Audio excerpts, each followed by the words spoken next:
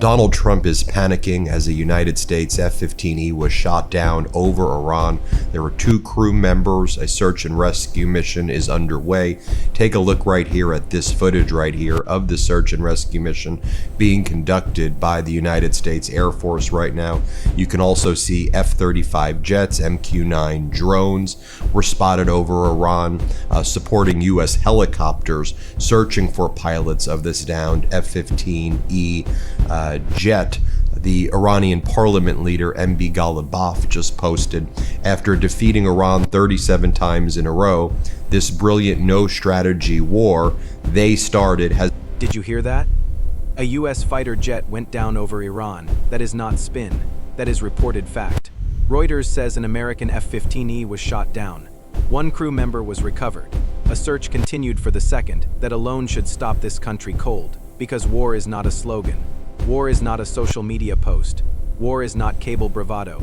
War is pilots ejecting over hostile territory.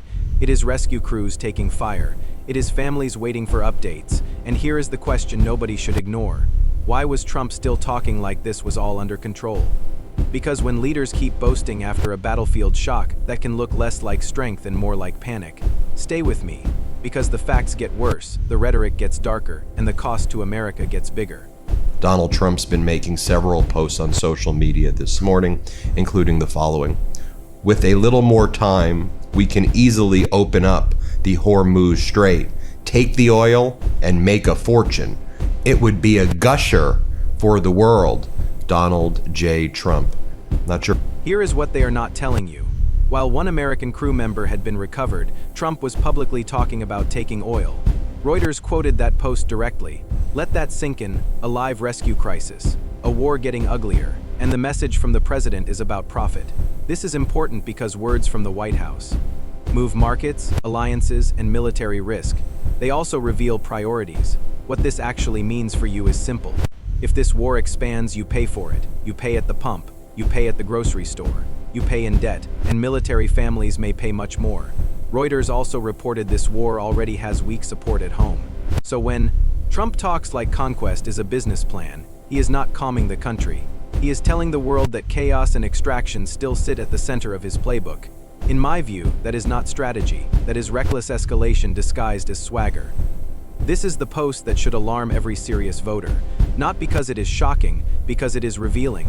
At the exact moment this war demanded restraint, clarity, and competence, Trump sounded like he was pitching a raid. That matters, allies hear it. Markets hear it. Iran hears it. And American troops hear it too. When the commander-in-chief frames war like a payday, the line between national security and raw impulse gets very thin. Donald Trump has officially introduced his $1.5 trillion military budget, taking away from social programs, Medicare, Medicaid, hospitals, other critical program that people rely on, to shift all that money to the military and the military-industrial complex. Just by reference, as our editor-in-chief Ron Filipkowski pointed out this morning, in 2024, the defense budget was $841 billion. Now for 2027, Donald Trump wants it to be $1.5 trillion, and he slips in there things like this. The Trump regime is asking Congress for a $152 million allocation to begin rebuilding Alcatraz as a state-of-the-art security prison. Now the story gets even more outrageous. Reuters reports Trump wants a $1.5 trillion defense budget for 2027. Reuters also reports the White House asked for $152 million for Alcatraz. Think about that. A war is already spinning out risks abroad. Prices are already under pressure, and the answer is more military. Spending and prison theater. This is outrageous because budgets are moral documents. They show who matters. They show what power is for. And right now, this budget screams that bombs come first, optics come second, ordinary people come last. Every American should know that huge military hikes do not erase bad judgment. They can actually reward it. More money does not fix reckless leadership. It can magnify it. In my view, this is the oldest Washington scam there is.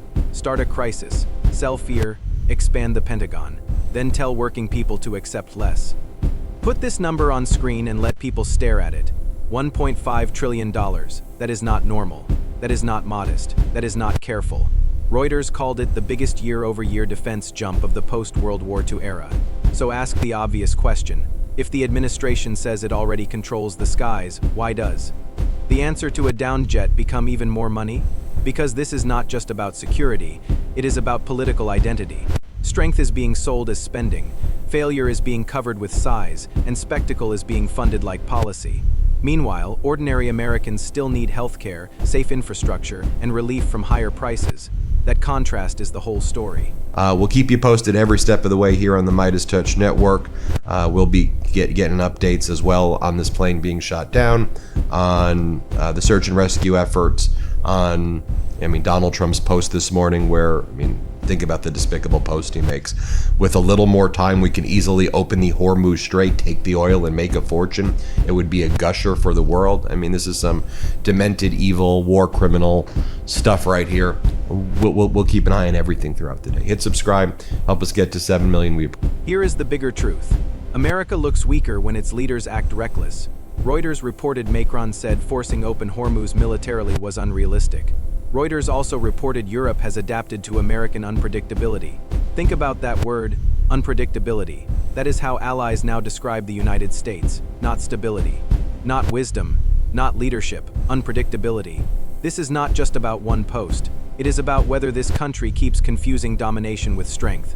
I believe real strength protects troops, tells the truth, and knows the cost of war. Real patriotism does not cheer every escalation. It demands proof, restraint, and accountability. Because once pilots are down, once allies pull back, and once trillions are on the table, the spin is over. The consequences are here, and if voters do not reject this politics of chaos, the next crisis will be even worse. With a little more time, we can easily open the Hormuz Strait, take the oil, and make a fortune. It would be a gusher for the world. This is some... If this video opened your eyes, hit that subscribe button right now, because this story is just getting started, and I cover it every single day. Don't miss what's coming next.